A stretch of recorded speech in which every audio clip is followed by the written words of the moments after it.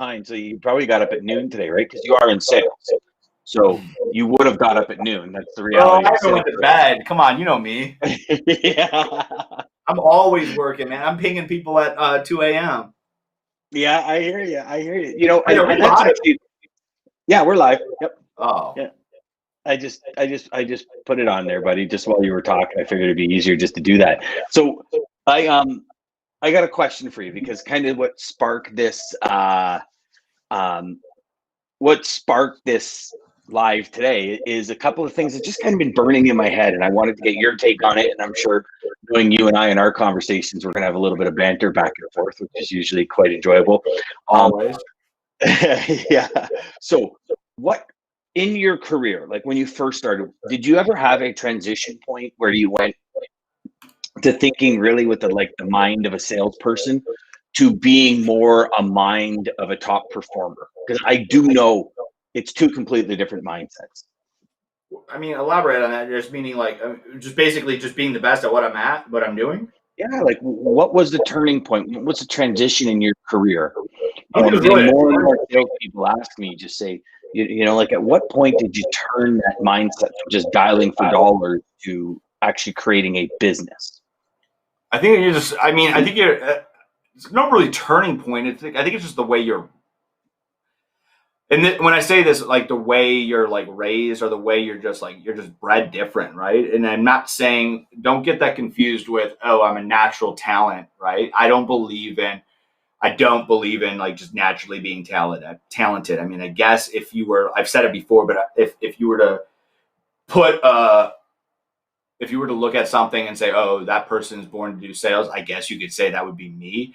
But I don't believe in that. I think that I've I've just always been like, I say it before, I've always been good at what I do, and I'm always going to try to be the best. I try to master everything. If I'm going to go all in, like if I'm doing something, I'm going to burn the boats and I want to be the best. But I've always had like an underdog mentality, right? Like even in my career, it was like, he's a little goofy. Are people going to take him serious? And that's kind of where I was just like, screw these people. You think that I can't do this? You think that I'm living a pipe dream because I'm reaching out to a $1 billion company CFO?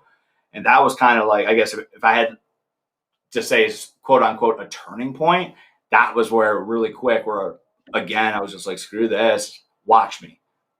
Watch. I also find there's as humans, we tend to compare things we're not good at with things other people are very good at. Now, whether that's, whether there's some form of innate talent, like I can play hockey. I'm not a great hockey player. I've seen hockey players start playing golf and have taken it up like instantly. I had to work for all of that. When it comes, they say that some people are, they're just born to play a game. They see the game before it happens. Well, I believe that. I believe it's not a sport, though. I mean, I don't think you're born to be necessarily bred. Like you're not just like, just don't match. Like, I don't know. I think it's really hard to explain. I could tell. No, seriously though, it's like some people. And again, it all stems down to like even the way I was raised. Right? It was like I come from. I don't know my real dad. My mom was 24 years old, putting herself through a master's, PhD, and I'm watching a woman. Subconsciously, I don't know that. Again, I know it now, right? But it's like, imagine growing up like that, and it's like you're seeing the person that's raising you grinding it out. Like there isn't no silver spoons where it comes from, and then it's like, okay. I remember even asking this. It was like my mom made great money at the point where I was like in high school. She owned 2 physical therapy practices, was making great money. And I'm over here working a caddy job or a dishwashing job. And I remember I asked her, I was like, what the hell? I was like, all my friends, we make way more money than them. Why am I driving a Thunderbird, right? And it was just like, she was like, because she goes, one, I want you to know how to make money so you can eat. So forbid I literally die today. I want you to know that I want you to be confident enough in yourself that you can go out and do what you got to do to get it done, right? And it's just the way it's like, it just was always in my head, it's like, I don't even know if it's like a top. So it was just kind of like this drive that started from childhood, more of an entrepreneurial spirit, would you say? I'm just like, yeah, I mean, I don't know. I just, either whatever I'm doing, bottom line is you could throw me in the desert. You could throw me in the desert with nothing, and I'm gonna find my way back. Somehow, some way. I just have that. I have that type of mindset where it's like, it doesn't, there's no if, ands, or buts. There's no not. It's, you figure it out. You figure it out. And it's like, and that's coming from someone that literally, I was raised in a great household. My mom helped me out, but I paid for my own college. It was just like, you have to figure it out. And I literally was stubborn. Like, I remember I wanted to pay my student loan, like little things. I wanted to pay my student loans off quick. I started making good money. Probably I started making, people are always scared to talk about money. I started making six figures probably right at I almost hit six figures my first year in sales. And I lived like a broke man. Still kind of do, but it's like, I just spend money. I would take all that money and put it into paying off my student loans. It was just like, I don't know. A little like, those are it sounds like you kind of saw what needed to happen for the future. You know, like in order to truly enjoy, you want to pay off the student loans, because if I understand anything from the US, like student loans can get pretty damn hefty depending on how much school you go to, right? Well, especially when you originally go to school for physical therapy. My mom was like, you should be a physical therapist. And I remember, so, usually in America, we take the 5-year route. Well, I took like almost 7 years, because my 5th year, when I was supposed to walk, like, relatively, I always say like I have an IQ of 45 because I think it's funny, but I'm all right. I'm decently smart, but I wasn't smart enough to be a physical therapist. I'll say that. I hated it. I had like a 3.2, was about to graduate. And then it's like, I couldn't have got into a graduate school. I would have had to do so many different things. So I was like, I remember calling my mom and I was like, hey, I'm paying for it. No need to come up. I'm not walking. I'm going to be up here for another year and a half. I'm about to major in something that I'm going to enjoy, which was double majoring in public relations and broadcasting. So yeah, I definitely was like 75. Cool. Yeah. I was like $75,000 in debt, paid it off in less than 3 years. But it's a pride thing too, right? So it's like, I never asked my mom. I would come home. I lived at home for like 2 months after I graduated, but then I moved with my buddies, and she'd be like, why are you coming home? Like, I was broke, right? Making good money, but I was broke because I was just like, I need to pay this off. Yep. And I'd become sneaking in like PB&Js and stuff like that, because I was too prideful to even like ask my mom for anything, because it was like, again, it goes back to like, you say top performer, I say just getting it done in life, right? It's like, I'm not saying I have. Like what actually sparked this thought is, I'm speaking to obviously a lot of people in the mix of things, and I'm realizing, people that have been in this industry for 5, 6, 7, 8, 9, 10 years still have the same, I'm going to dial for dollars, I'm going to get an account, I'm going to make some money. If the account goes, I'll dial for more dollars. They still build, coast, lose, build, coast, lose, build, coast, lose. And it's this kind of perpetual cycle. And it started me thinking, like top performers, what makes them tick? And what really gets them to continue? Like, because, if you're enjoying success, it's not saying, we were just talking a couple of minutes ago before we went live, it's not saying that you don't go and snowboard. You might go and snowboard during the day. You might take a day and go hit the slopes. You don't have to be like, I mean, I'm a weirdo, man. Like, I work at times where it's like unhealthy, and I know it, dude, right? It's like, I haven't burnt out yet, but like, there's been times, but like, dude, no one said, like, I always said this. I was like, you don't have to do what I'm doing to be successful, but like, you got to figure it out. Like, I mean, to your point, in our industry, like, dude, I'm over the conversations now of like dial for that. Like, I'm over. I've never done it. I can see why people do it, I guess.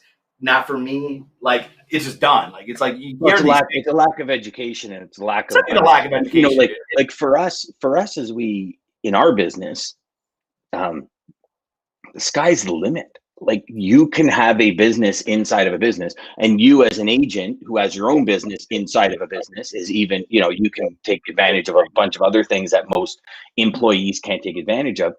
But I mean, that idea of having a business inside of a business and not really having to raise capital or do anything to get it done, I think is, well, for me anyways, it was are you friggin' kidding me? This can really happen? All right, I'm going to do everything in my power to get it done.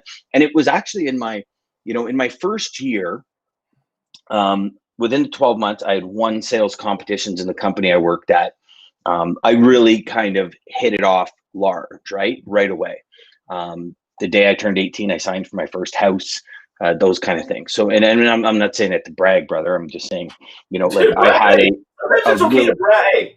well, no, That's I mean, another thing too. Brag it up a little bit. But also, brother, we're talking 27 years ago. It was a different world out there, right? I So mean, I get it, man. You got a house for 10 grand. yeah, 5. No, it was a trailer. But hey, Photoshop was a beautiful thing. But like kind of what happened with me was I was on this. I would climb. I would plateau. I'm going to call it plateau only because I wouldn't do anything. Like I would get to a certain point and then I wouldn't work anymore, right? I'd coast and then I'd lose a customer. Then I'd do it again. Then I'd lose a customer. And it probably took me, no joke, probably 6 or 7 years to say, whoa, what am I doing here? Like if I just did this every day, what would be the outcome? And I started experimenting. And that's when things really started catapulting. But it was that, for me, that wake up call was, 1 month getting a $20,000 check and 6 months later owing $300, right? And I was like, okay, this is just crazy. Like, how do you create such a variance in your income? Well, I realized, like, Dan, if you're going to do it, you have to do it. Like you have no client retention program in place. You have no way to develop clients. Your your comments to your operations people are things like, listen, I just brought the client in, just book it. Like, don't give me any hassles, just book it. Well, you brought it in because you're 10% below cost in order to get it done. How do you want to book it? It's yeah, I mean, I guess if I'm really thinking about it, like this whole, like, after I left the real corporate gig, I get to focus. Like I've always, dude. I mean, I say it till I die, dude. And people will tell me, and I see everyone else's opinions, right? And they're like, well, some people say I don't want to tell. I can essentially give an advice to a company, but I'm not gonna tell a company what to do. And it's like, people don't bring me on board just to give them fluff, right? If people are working with me, it's like, dude, I'm an expert. I want to, like, again, that is not, what's sad is I have to, like, reassure people that I'm not telling you I'm the end all be all, the most smartest. No, I'm not. But it's like, I pride myself in being a resource, not an order taker. Again, trust me, there's a million customers that say no to me, that don't want an all-in approach. I see both reasons. I can see both reasons how, but the ones that do, it works for me. I make a ton of money and everybody's happy, and I don't have to literally sit there and beat up people. Like, again, it's no, I hear you. But no, that's the changing point was, now I focus strictly. Now I don't have to worry about, like, again, what have you done for me lately? It's like, now I can focus on who I want to focus on and do business with who I want to do business with, right? It's like, before, maybe I'd fire a customer where it's like, hey, listen, man, this just isn't working. I care more about your business than you do. And that's just a given. I think I'm going to back away from this one. No harm, no foul, right? Again, you don't want you don't see the value in the solutions that I'm going to bring to the table. You kind of work it transactional. I think I'm going to back away. Whereas if I worked for probably a company and maybe it was a bad month or something like that, I would have took it. I would have had to take that as a beat. You know what I mean? It would have just been, I had to do it, because it's like you have someone breathing down your neck. So it's like, you're forced to do certain things when you work at a corporation. And again, I think I learned a ton. I actually just had a conversation with an old like director of mine, where I was like, I'm happy that I had the corporate backing, because I think a lot of people come into this type of like sale, right, and without any type of background or selling experience, and it's got to be hard as hell. It's like, I at least have like a playbook, right, a roadmap and I believe that you need a roadmap to success, right? 100%. Whatever roadmap that might be on. So it's like, to be corporately trained, especially with a company that I mean, you ask anybody, they were at that time, a top-notch sales company. And realistically, we were talking about this again, today, the only company that was really selling solutions and all-in approach. So, that's what I was raised in, and I was able to now. I have that mindset for 8 years going into it, and now I just get to really tweak it myself. So I think, again, I've always, top performer wise, I've always been there because of the underdog, but now I'm really starting to cruise because I don't have anybody really. It's funny we're saying this, but it's sad, but like I could truly be me. Like I could truly be who I want to be, and that's really what does a lot. Well, I think that is first and foremost what you need to be. And unfortunately, a lot of the times in the corporate world, we're having to shroud or disguise ourselves as of who we really are. I could still remember I put an out of office one day that I thought was stellar, and it was so in line with my personality. Like, I'm a sarcastic person. I'm a comedian. I try and make fun at every end. And it something to the lines of, and a lot of people watching this might say, no, that's totally unprofessional, but it is me. I'm going on vacation. I've been saving for a long time. Make sure, don't just not respond to this email, but please email my team, because just remember, I still got to put my kids through college, right? And that was my out of office email. And to me, it was like, well, that's funny. That's funny stuff. I thought it was great, and I got told, you got to pull this down. This is not professional. And I see you're grabbing something over there. Oh, I thought you were getting an email template. You just had, you were going to show me something, but yeah. So, I mean, it's, I agree. I think everything we do, we have to be ourselves, because if you're not yourself with a customer, Mike, you know it as well as I do, you might get the customer, you might land the customer, but as time goes on, it's like, well, hold on, this isn't the person that sold me the account. And it's just like any relationship. If you're not you jumping into a relationship, then eventually the truth comes out. Always. It's not even so I'm a firm believer in people don't do business with people because, so everybody thinks it's always about liking you, right? I have probably people that don't like me, but I'm a value to them. We're not best friends, right? I build that. You don't have to, so Keenan, right? Have you ever read a book called Gap Selling? No. You should. It's literally changed my entire outlook, right? It's an awesome book. His name's Keenan.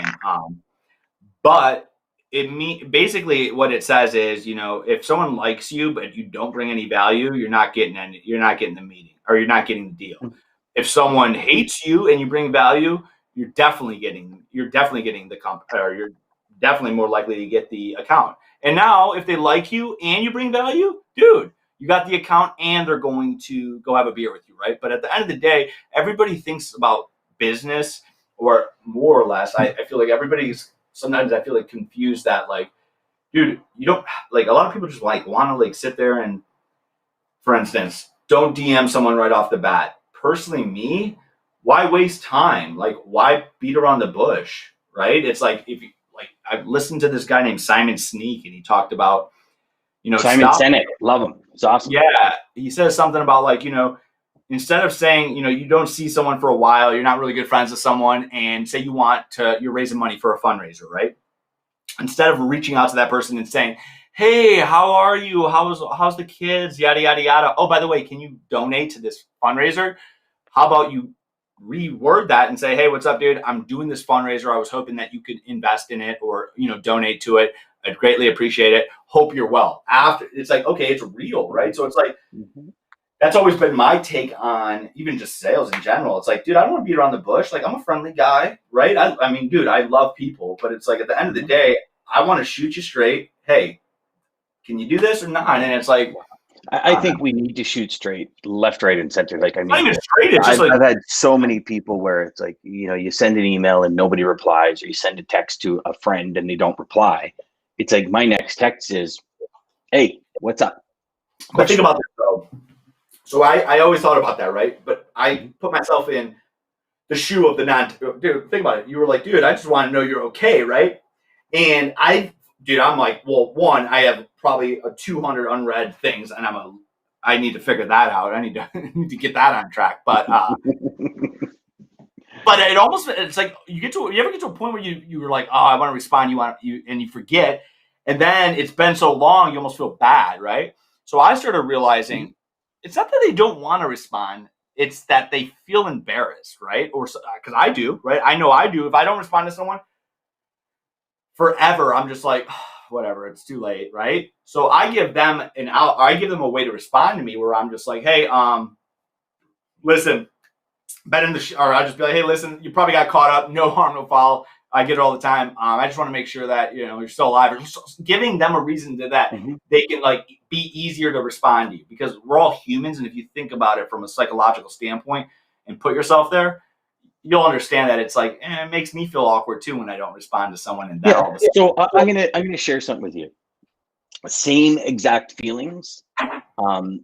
It's a reason I'm not, from a personal level, on social media, because it's just another place for somebody to DM. You're on LinkedIn. Yeah, what's that?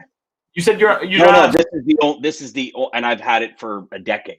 Oh, you mean you're not like personal wise? No, only business. Like, so it's Dan Deigan, HPLS, High Performance Logistics Sales, and I just do it for business. So I post, I reply to comments and stuff for business.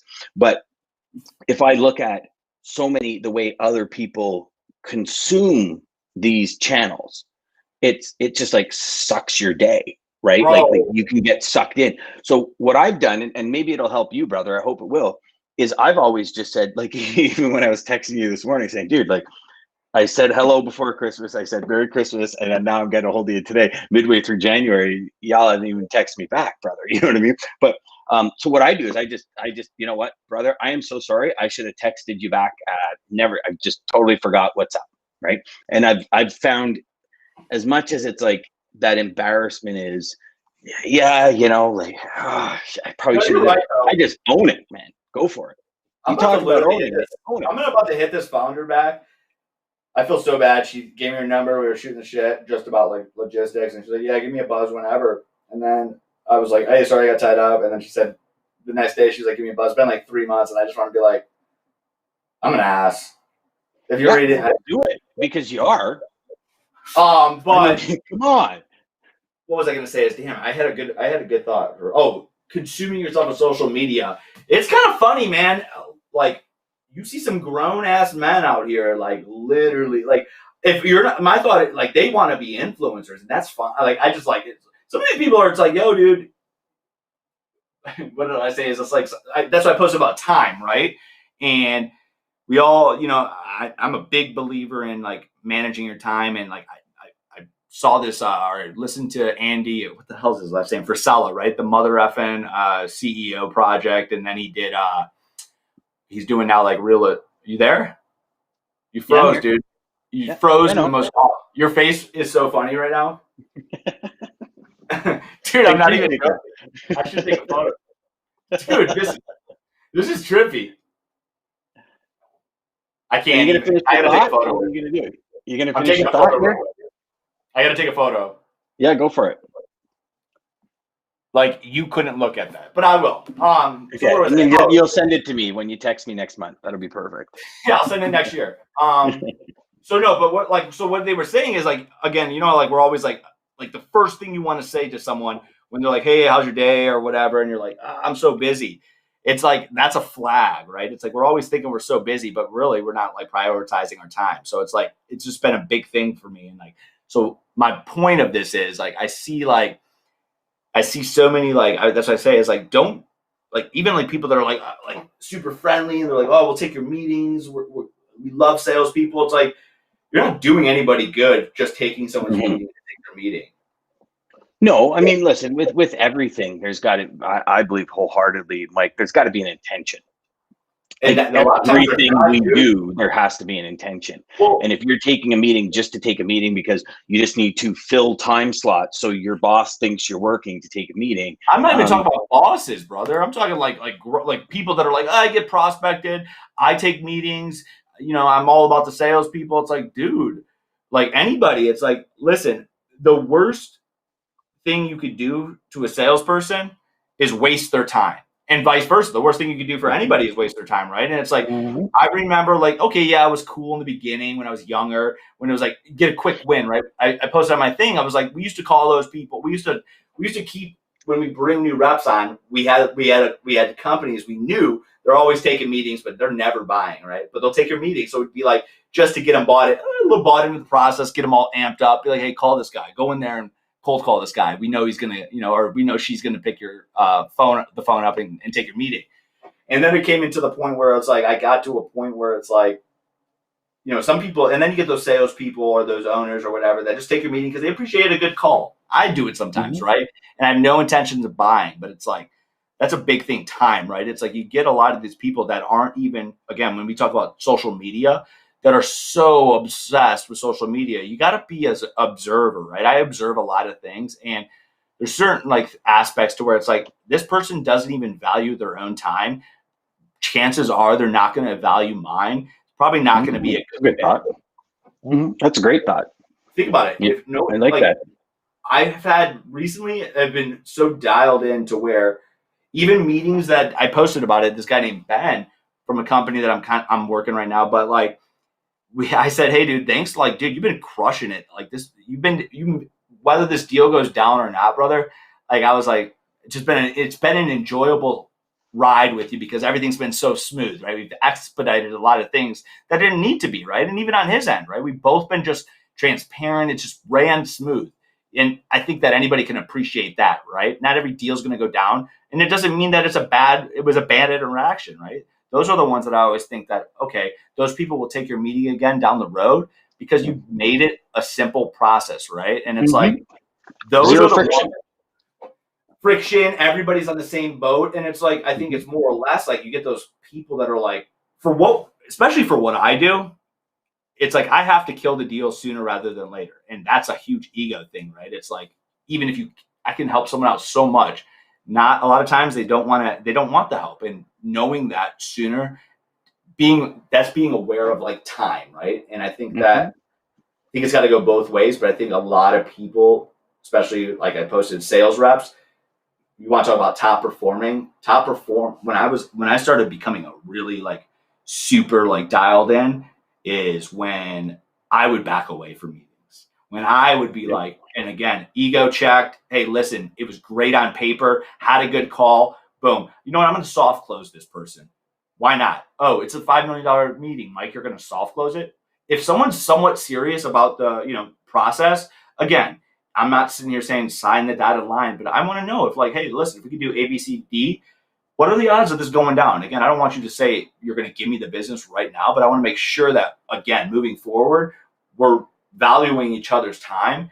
And I know you're really looking into this. And that's when I got super dialed in like that, because a lot of times it just really helped me out. Because a lot of people are like, Mike, yeah, probably not. And if someone's going to take the out, then they were going to take it anyways.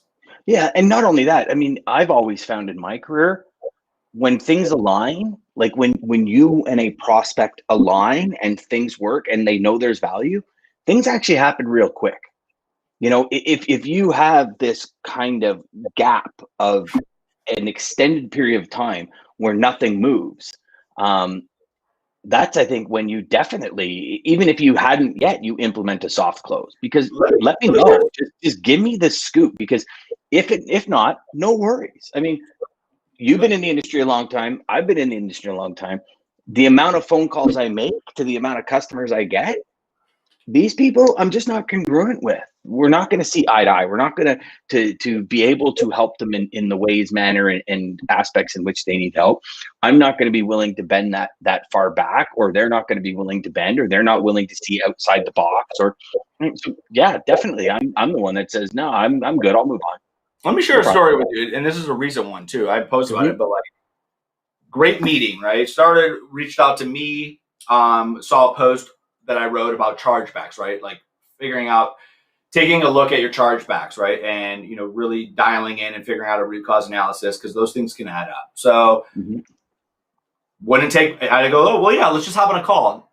Reached out to me. It was like, no, Mike, just let me kind of run me through the process before. And I was like, damn, I'm horrible at emails and stuff. I was like, come on, man, get on the phone.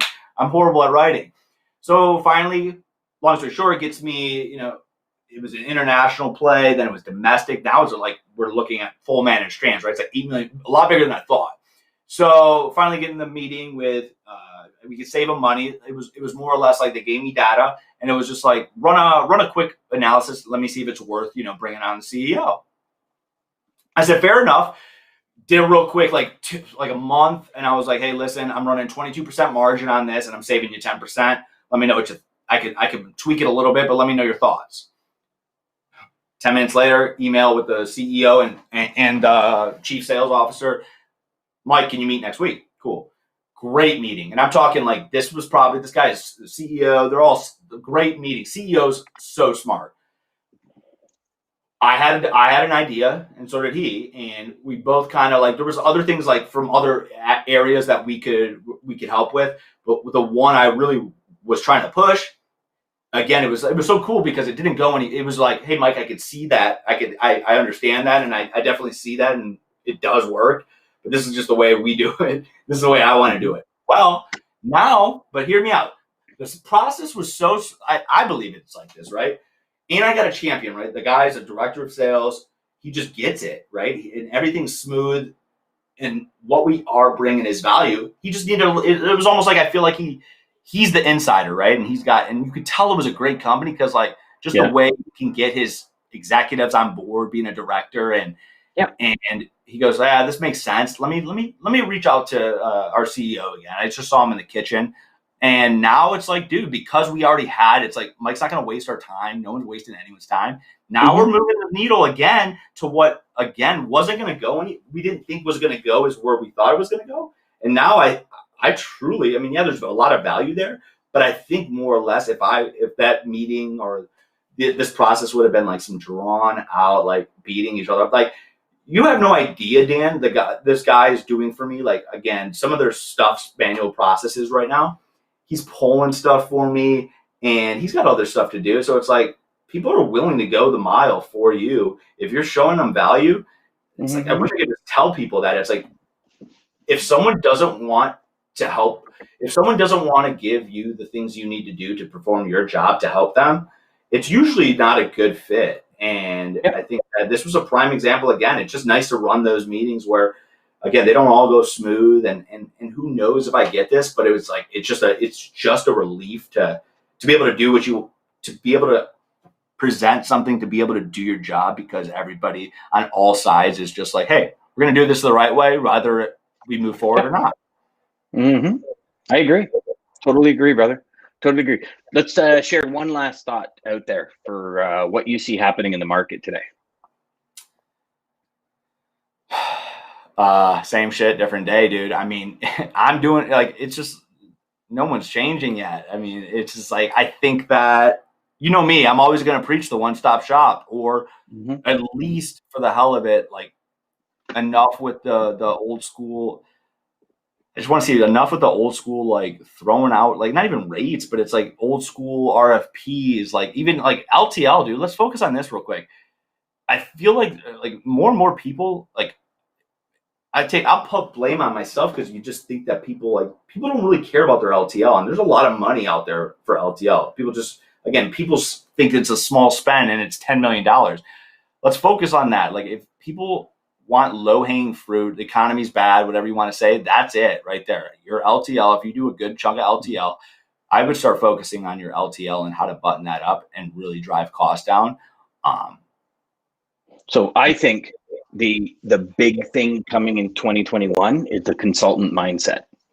I think as sales reps, being able to think outside the box, completely outside the box. And you and I have had these conversations where, as a sales rep, if you can introduce your customer to, say, an exchange guy that can save them on exchange, you're more valuable. If you can introduce them to a solid LTL program, a solid truckload program, a solid distribution program, if you have contacts in a solid warehouse situation or redistribution or final mile, really thinking outside the box and more of a 360-degree consultant model. I think that's where everyone's going to be looking at. All the people you want to deal with long term are going to be looking for that model. They're going to be looking for the person to keep them ahead of the friction and ahead of the change curve. Let me say that you're 100% on. And I said this a ton of times. you're always, when I say this, everyone's like, well, no, all eggs in one basket. It's like, well, it's not really all eggs in one basket. I look at it as like a Sam's Clubs, right? Or Costco. Costco is every egg in one basket, right? You get it all, right? You get the diverse profile of carriers, technology. But now I wanted to, I was having this discussion. Let's face it. If you're not working for a top-notch 3PL, and I'm not saying your chances are getting more slim and slim, right? And I'm not saying you're not going to do well, but it's like I would start getting in touch with bigger 3PLs like Global Trans. It's like when we're in accounts, right? When I'm reaching out to like TJ, Circle Logistics is a big company, but like I'll reach out to TJ, met him, and I'm like, hey man, I got a man. I'm working on a managed trans account. I'm gonna bring you in some dedicated trucks, right? Can you do that? Like smaller brokerages, I feel like should start utilizing other 3PLs to get them brought in, right? It's like you have these, there's accounts out there that like will take on and just strictly manage, right? We don't handle the contracts or anything. So they'll be like, hey, Mike, or I'm not an expert at it, but it's like, hey, we're not handling their freight. What we do is we manage everything. We charge them a service fee and say they want us to do their RFP for them. So we're going to vet it out to who we want to vet it out to and who we think would want to do business with. Well, why not try to start building those relationships up with those larger 3PLs that are going to have the tools and bells and whistles to get into those accounts and utilize that? Because it's like play to your advantage. Because at the end of the day, and it's a big one, LTL, man, you might as well unless you're directly going like if you're a broker and you got some pretty like a large customer and you go directly to the LTL carrier and say I need rates and they give them to you, great. But I would suggest like staying it's almost like pointless. I don't know. Yeah. I would not see the benefit of going out. So what you're actually suggesting is almost piggybacking on buying power from the larger companies. Well, we have the buying power is one thing, but it's like we have the relationship. They work with us already, right? It's like, so I actually had a good conversation. This guy's like, all I do is truckload. I got a ton of LTL out there. I just let it go. And I was like, dude, let's work on something. It's like you just said. I was like, hey, you could tell him you got a guy, and it's an asset for you to say, hey, guess what? I don't do the LTL, but I know a guy that can come in and he works for Global Trans. He can do a ton for you with the LTL piece. Now, not only is that going to solidify that person is now, what is he? A resource. He's not an order taker. He's their guy, like a liaison, right? Yeah, I hear you. Yep. So, yep. Beautiful. Awesome, brother. I appreciate it. I know this was kind of last minute, but I appreciate our banters. Screw off.